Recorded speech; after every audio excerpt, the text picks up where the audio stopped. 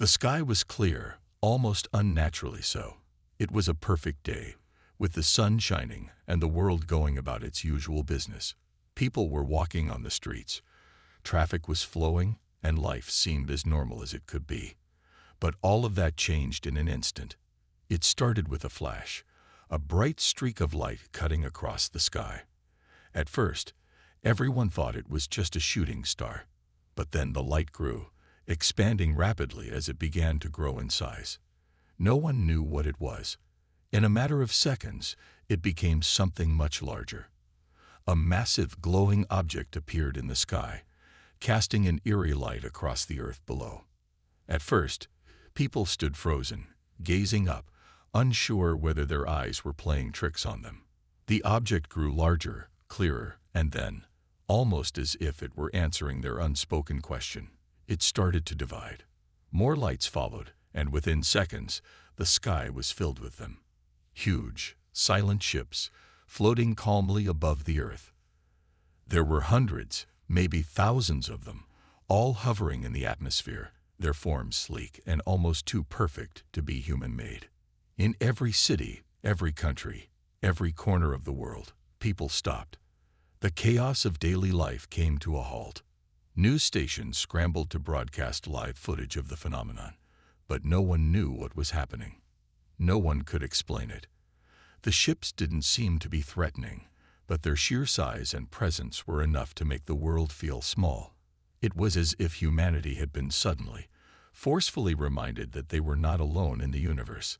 Dr. Isabel Carter, a leading scientist at the World Space Agency, was one of the first to receive a message. She had been monitoring unusual readings in space for weeks, but nothing had prepared her for this. She stood in her office, staring at the holographic screen in disbelief as it flashed with incoming data. "Commander Wells, you need to see this," Isabel said urgently, turning to the man standing beside her. James Wells, the head of Earth's defense network, was already on his way over. His face was tense, his mind racing with possibilities. "I've seen the news," he said grimly as he walked toward her desk. "What do we know?" Isabel shook her head. "Nothing. It's impossible. These ships are not human-made. But there's more. Look at this." She pointed to a section of the screen showing massive energy readings coming from the alien ships. "This isn't just technology. This is something far beyond us. And it's only getting stronger." A new message flashed on Isabel's screen, one that made her stomach drop. It was a simple phrase, but its implications were staggering. "We have arrived. Your test begins now." "What does that mean?" Wells asked, his voice low. Isabel swallowed hard. "I don't know, but I think we're about to find out." Across the globe, governments were scrambling to react. Emergency meetings were held. Military leaders issued statements. But in all the panic, one thing was certain. No one had any idea how to respond. These ships, whatever they were, had already shown they were not just visitors. They were a force to be reckoned with. The ships hovered motionless in the sky, watching, waiting. Isabel and Wells were among the few who had direct access to the alien ships. For hours, they tried to communicate through every possible channel: radio waves, satellite connections, and even the newly developed quantum communication systems. But the ships did not respond. They remained silent, their glowing forms casting an unnatural light over the earth. The silence was deafening. It was as if the world was holding its breath. As the hours passed, people on the streets of every city looked up, wondering what would happen next. Some were terrified, others hopeful, but all were united by the same question: what did these visitors want? Then the ships began to shift. Slowly, imperceptibly at first, they moved, further into Earth's atmosphere, closer to the surface. It was a deliberate movement, not a random drift. It was as though they were preparing for something. The entire world held its breath. What were they going to do? What were they waiting for? Without warning, a brilliant light shot from one of the ships, illuminating the sky like a second sun. The light intensified for a moment, then faded, leaving behind a single, unmistakable voice that echoed through every city, every country, every language. The voice was calm, deep, and strangely soothing, but the words carried a weight that could not be ignored. We have watched your species. We have seen your history, your successes, your failures. You have been given the gift of life, but you have squandered it. Your greatest mistake has been failing to understand your true place in the universe. The words sent a chill down Isabel's spine. She had been expecting many things, but this was something new. The voice continued. We have watched as you fought amongst yourselves, as you destroyed your planet, as you mistreated each other. We have given you time to learn, but your time has run out. Now, we will give you one last opportunity to prove that you are worthy of the stars. Isabel looked over at Wells, who stood frozen, his eyes wide with shock. What does this mean? What do they want from us? He whispered, though the question wasn't for her. It was a question for the universe itself. Before either of them could respond, the ships suddenly began to move again, this time in perfect unison. It was as if they were preparing for something. The feeling of anticipation was almost unbearable. The world watched, waiting, hoping, and fearing all at once. The test, whatever it was, had begun. What kind of test could this be? Was this a judgment, a warning, or was humanity about to become something greater than it had ever imagined? In every corner of the earth, there was a deep, gut-wrenching realization. This was no longer just about survival. This was about humanity's place in the universe. And for the first time in history, every person, every nation, every single soul on earth had to answer one simple question. Are we ready for what comes next? The world was on edge after the alien ships arrived, and the days that followed were filled with an overwhelming sense of uncertainty. Governments scrambled to establish contact with the visitors, but every effort was met with silence. The ships hovered in the sky, an unyielding presence that cast a shadow over Earth. People from all walks of life stared at the ships, their thoughts racing. Was this an invasion or a test? What did these beings want from humanity? The calm, almost serene silence of the ships only deepened the mystery. It was as if the aliens were waiting, observing, judging.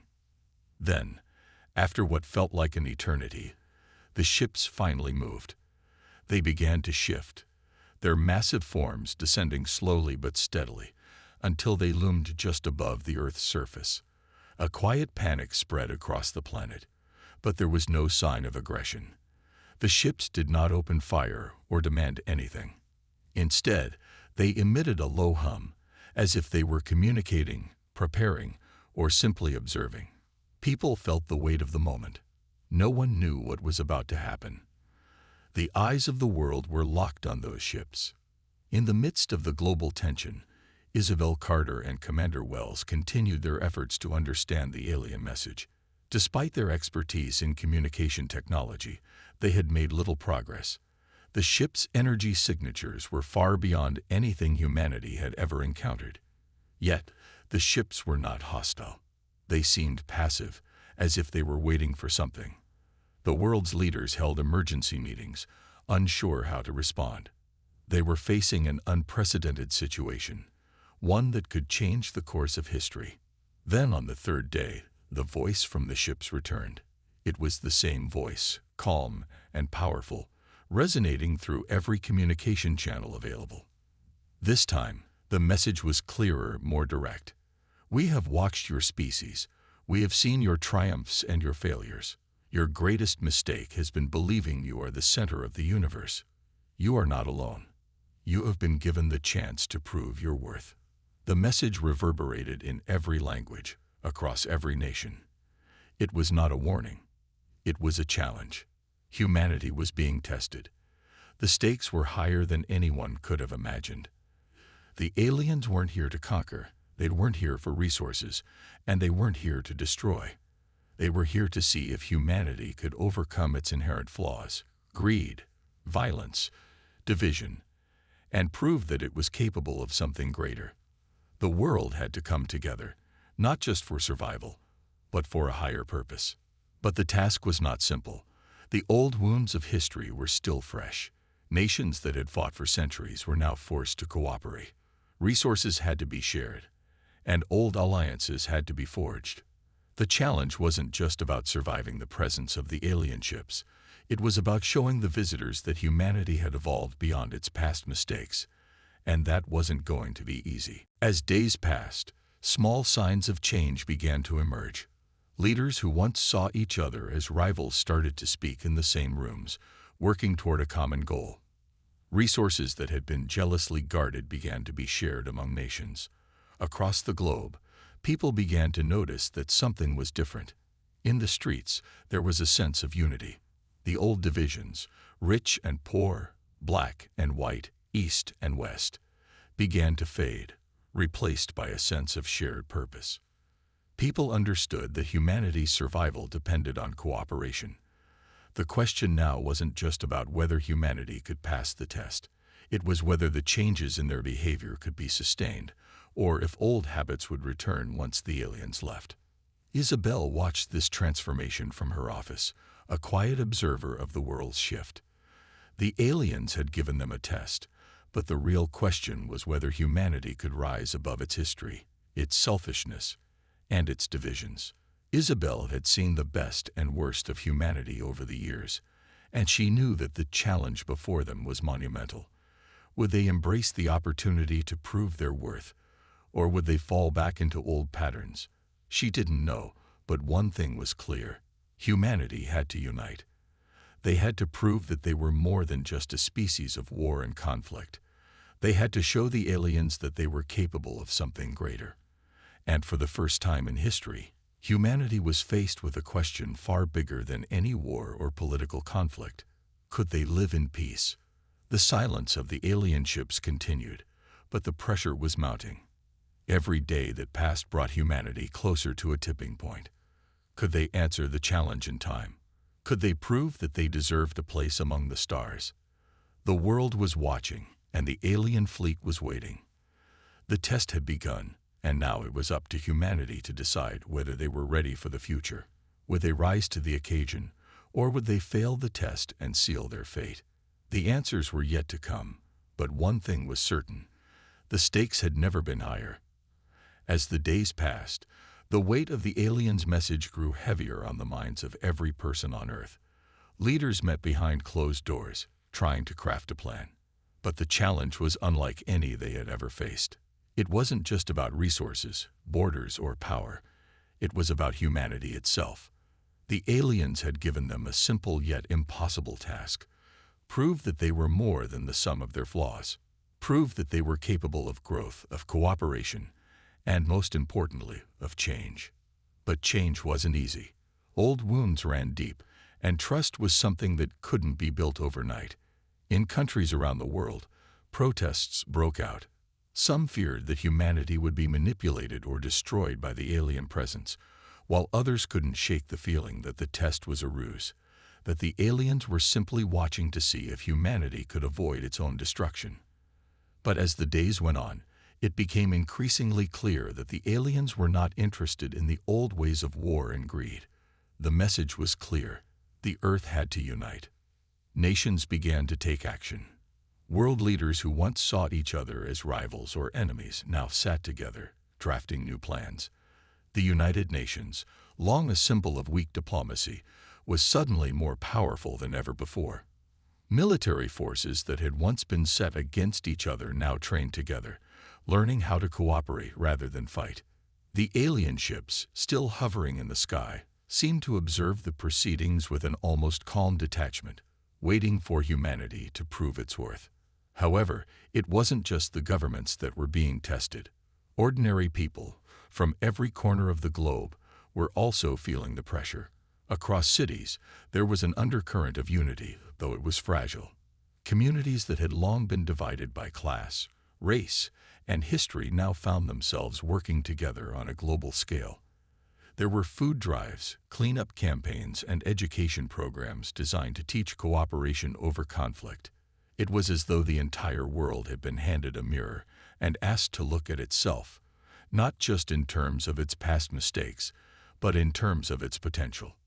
Isabel Carter, who had been deeply involved in the communication efforts, found herself on the front lines of this transformation. As a scientist, she had spent her career focused on the outer reaches of space, on discovering what lay beyond Earth. But now, the challenge had shifted. It was no longer about space exploration. It was about Earth's survival. The most pressing question was whether humanity could change at its core. Could they evolve from a species defined by conflict into one of peace? But even as the world made strides toward cooperation, there were cracks in the fragile unity that had begun to form. Old political interests still tugged at the edges of progress. Some governments resisted giving up control, unwilling to share power or resources. In poorer countries, people questioned whether the promises made by the wealthier nations would actually be kept. Would the rich countries really help the poor? Or was this all just a facade to make the world look united while the powerful remained in control? The tension was palpable. The people of Earth had changed, but not all the way. There were still factions that clung to the old ways. Some tried to manipulate the situation for their own gain, while others worked tirelessly to maintain the status quo. It was a constant battle, internally and externally. Could the people who had spent centuries in war and division truly break free from their past? Could they rise above it all to build something better? Then, the alien ships sent another message. This time, it was different. There was no judgment, no ominous warnings. Instead, it was an invitation. The voice came through clearly, resonating with a deep, almost melodic tone. We have observed your efforts. We have seen your cooperation. But the real test is not over. The next step will take you beyond the limits of your planet. It will take you beyond your divided nature. Will you reach out to the stars in peace, or will you fall into the same patterns that have defined your past? The message sent shockwaves across the globe. The aliens weren't just asking humanity to prove it could cooperate. They were asking them to prove they could be a force for good in the universe, to step beyond the confines of Earth and show that they could live not just in harmony with each other, but with the broader cosmos. It wasn't just about saving the planet anymore. It was about proving that humanity could be trusted with the future, one that stretched far beyond their world. The pressure on Earth was immense. Isabel couldn't help but wonder if humanity was truly ready for what was coming. Could they evolve in time? Could they leave their past behind and become something greater? Something that could not only survive but thrive in the galaxy. The world held its breath as the aliens' message hung in the air. The clock was ticking. The test was not over, and humanity had a choice to make. Would they continue to grow, or would they revert to their old ways of division and conflict? The fate of the Earth, and perhaps the entire human race, was now in their hands, and the next few days would determine everything. Isabel stood by the window, watching the alien ships hanging in the sky. There was no going back now. The test had begun, and humanity had only one chance to prove it was worthy. The question was, would they rise to the challenge, or would they fail? As the days passed, the pressure on humanity continued to mount. The alien ships still hovered in the sky, their presence a constant reminder that the fate of the Earth rested on the actions of its people. There were no more vague warnings or ambiguous messages. The challenge was now clear. The aliens weren't testing humanity's ability to fight, to dominate, or to survive. They were testing humanity's ability to change. The real question was whether the planet could overcome its centuries of division, violence, and self-interest and rise to become a truly united species. At first, there were signs of progress. The world's leaders, once divided by greed and political ambition, began to cooperate in ways that were previously unthinkable. The United Nations, long a place of fractured alliances, suddenly became the center of global diplomacy. Military forces, who had spent years preparing for conflict, now began to train together, learning how to operate as a single force rather than separate nations. Resources that had been jealously guarded for centuries were now shared freely across borders. Food, water, and energy were no longer political tools but necessities to be distributed equally to everyone in need. But it wasn't easy. There were still those who clung to the old ways. Old grudges, old hatreds, and old fears didn't disappear overnight. Some governments resisted the idea of giving up any of their power, unwilling to cooperate fully. In poorer nations, there was suspicion. Was this global unity truly for the good of the people, or was it a tactic to maintain the status quo? The idea that humanity could change, that the world could live in peace, seemed like an impossible dream to many. Isabel Carter, still working tirelessly with Commander Wells, watched the world's transformation with a mix of hope and skepticism. The changes she saw were real, but would they last? Could the fragile unity that had begun to take root survive in the long term, or would old habits creep back in? She was no stranger to humanity's darker sides. Greed, power, and fear. But the aliens had given them a chance, and they were beginning to take it. The question was whether they could hold on to it long enough to prove they were worthy of the stars. The world's progress wasn't without setbacks. There were still skirmishes, still moments of violence, still people who refused to believe that cooperation was the only way forward. And there were whispers of doubt. Some citizens began to question whether the alien fleet was really watching out for their best interests or simply waiting for humanity to fail. After all, they had been so quick to judge Earth in the beginning. Would their standards be so easy to meet? But just as it seemed like humanity was about to fall back into old patterns, something remarkable happened. Ordinary people, who had been so divided for so long, began to take matters into their own hands. Across the globe, there were grassroots movements pushing for peace and unity. People from every race, religion, and background came together, setting aside their differences to work toward a common goal. They didn't trust the politicians or the leaders of their nations to do the right thing. They decided they would do it themselves. They organized community meetings, built relationships with people from different parts of the world, and created initiatives that emphasized cooperation over conflict. In some parts of the world, this new spirit of unity became a wave that swept through entire nations, slowly but surely changing the course of history. Yet, even as the world seemed to be making strides, the aliens made their presence felt once again. Their ships, silent and constant, remained in the sky, watching from above. And then, as if to remind humanity that the real test was still ahead, a new message came through. This time, there was no voice, no words at all. Instead, a single brilliant light shot out from the alien fleet, piercing the sky. It was like a beacon, shining brighter than anything the world had ever seen. The light lasted only a few moments, but in that brief time, it felt as though the entire world held its breath. As the light faded, a new message appeared on screens everywhere. It was short, direct, and powerful. You have begun to show what is possible, but it is not enough. The real test begins now. The world trembled at the implication of those words. The aliens had been watching, observing, and now they were making it clear that humanity's actions so far were not enough. The real challenge had yet to come. What did this mean? What did they want from humanity now? People around the globe asked the same questions, the uncertainty growing. The progress made was real, but was it enough to convince the aliens?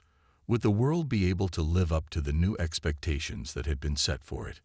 The pressure was on, and every person on Earth felt it. Isabel sat in her office, staring at the message.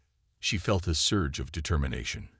The first test had been humanity's ability to cooperate, but the next challenge was something far greater. Could they not just unite as a planet, but as a species that was capable of expanding beyond its old limitations?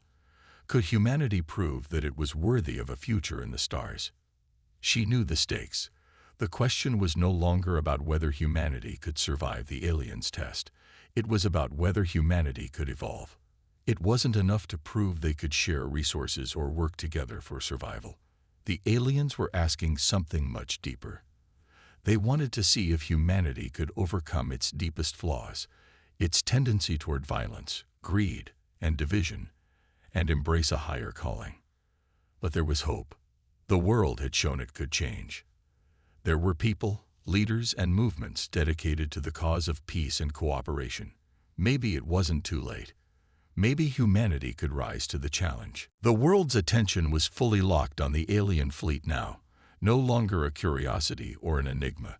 The ships had become the center of every conversation, every political decision, and every moment of human activity. It was no longer about whether humanity could survive the alien presence. That was no longer the question. The real question had become, could humanity prove it was worthy of a future beyond Earth? As the days passed, a new sense of urgency swept across the globe. The message from the alien fleet had been clear. Humanity had made progress, but it wasn't enough. The real test was yet to come, and the stakes had just grown higher. Governments scrambled to respond, but this time, there was no room for political games or empty promises. The aliens were no longer just waiting. They were demanding results. Humanity had shown it could work together in small ways, but now it was time for something bigger. It was time for humanity to prove it could transcend its old, divisive nature and create something truly meaningful. Isabel Carter and Commander Wells found themselves at the heart of these developments, working closely with the world's leaders, scientists, and military personnel to come up with a new strategy. There was no handbook for this kind of situation. No blueprint for proving to an extraterrestrial species that Earth was ready to join a galactic community. The first wave of the test had focused on unity, on showing that humanity could cooperate, that it could share resources, that it could begin to heal the old wounds of war and greed. But what did the next phase entail? What could the aliens possibly be asking for now? No one knew, but the pressure was immense. The world had come together in a way that was unprecedented, but how long would that last? Would people continue to put aside their differences, or would the old habits of greed and suspicion creep back in? It felt like there was no room for failure. One wrong move, one mistake, and humanity's chance to prove itself would slip away forever. On the streets, there were signs of change. People were more connected than ever, helping each other, reaching out across borders, and learning to cooperate in ways they never had before. There were massive global initiatives aimed at solving the world's most pressing problems: poverty, hunger, climate change. For the first time, there was a collective belief that the problems humanity faced were not isolated to one country or one people. They were global problems that required a global solution. People were starting to see beyond their nationalities, their religions, their races, and work together as one human race. However, as much as the world was changing, doubt still lingered. There were whispers of fear and suspicion. Not everyone trusted the aliens. Some still feared the unknown. What did they really want from humanity? And there were those who believed that the message wasn't an invitation to join a galactic community, but rather a test to see if humanity could finally overcome its destructive tendencies. The fear of failure was heavy in the air. Then, the world received its answer. A week after the cryptic message from the aliens, the skies trembled again. The ships, which had been motionless for so long, began to move. This time, it was not a slow drift. The massive alien fleet descended, lowering closer to Earth's surface. The glow from their ships intensified, bathing the planet in a soft, otherworldly light. It was as if the ships themselves were waiting for something, waiting for humanity to make its final move. And then, in a display of unimaginable power, the aliens spoke again. This time, their voice was different. It wasn't a simple message, it was a challenge. "We have watched you for eons." The voice boomed, resonating deep within every human being. "We have seen your triumphs, your failures, your cycles of destruction and rebirth. You have shown us that you are capable of change, but we ask this final question: are you ready to take your place among the stars?" The question hung in the air like a cloud of uncertainty. For the first time, humanity realized the magnitude of what was being asked. This was no longer just about surviving as a species. It was about something far bigger. The aliens weren't interested in Earth's resources, its technology, or its power. They were interested in something deeper, something that transcended all of that. They were asking whether humanity was capable of truly growing, of evolving beyond its base instincts, beyond war, hatred, and division, and becoming a force for good in the universe. Isabel Carter felt a wave of realization wash over her. This wasn't just a test of humanity's ability to survive. This was a test of its soul. Could humanity, despite everything it had been through, the wars, the suffering, the greed, step up and prove that it was more than just a species that had barely scraped by on its own planet? Could they become something greater, something worthy of the stars? In the weeks that followed, humanity did what it had done best: adapted. While old divisions remained in some places, the overwhelming response to the alien challenge was one of cooperation. National borders seemed to fade away as nations banded together in ways that had once seemed impossible. Old political divisions were slowly replaced with global coalitions, and for the first time, the people of Earth began to think in terms of we, not us, and them. There were still obstacles, of course. The temptation to fall back into old patterns was ever present. The fear that humanity would fail, that it wasn't worthy, continued to linger in the minds of many. But there was hope now. A flicker of it, burning quietly but steadily. The ships remained in the sky, a constant reminder of what was at stake. As the days wore on, humanity found itself on the edge of something new, something unknown. The future was uncertain, but for the first time in history, the people of Earth stood united, not just for survival, but for something greater. They were on the verge of a new chapter, one that could determine whether Earth would remain isolated in the darkness of space or take its first steps into a larger, more connected universe. The aliens had given humanity the chance to prove it was worthy. Now it was time to see if they could rise to the occasion. And as the world held its breath, waiting for the final decision, the question that echoed through every corner of the Earth was the same. Was humanity truly ready to take its place among the stars? The tension that had hung in the air since the alien fleet first arrived had reached its breaking point. Humanity had been put to the test, and now the moment of reckoning was upon them. The alien ships, hovering above Earth like silent sentinels, had given their verdict. Are you ready to take your place among the stars? That question, simple yet profound, had become the focal point of every conversation, every political decision, and every human endeavor. The stakes had never been higher. Could humanity prove it was truly ready to join a galactic community, or would they fail once again? In the days following the alien challenge, the world had experienced an unprecedented transformation. Where once there had been nations locked in bitter conflict, there were now unprecedented alliances. Governments that had once resisted cooperation now stood together, united in a common cause. The process of change wasn't easy, and the scars of history were still fresh. Old rivalries and mistrust didn't disappear overnight, but there was a sense of shared purpose that hadn't existed before. It was as though humanity, on the brink of extinction or ascension, had finally realized that survival wasn't enough, that they had to prove they were capable of something greater. But the aliens were not making it easy. Their ships remained a constant presence in the sky, their silent observation a reminder that humanity's efforts had not gone unnoticed, but they had not yet proven their worth. They had begun to cooperate, yes. They had started to heal old wounds, and for a fleeting moment, it seemed as though humanity might actually rise to the challenge. But the aliens had made it clear that change was not enough. Humanity had to prove that it was capable of living up to its potential, not just on Earth, but in the stars.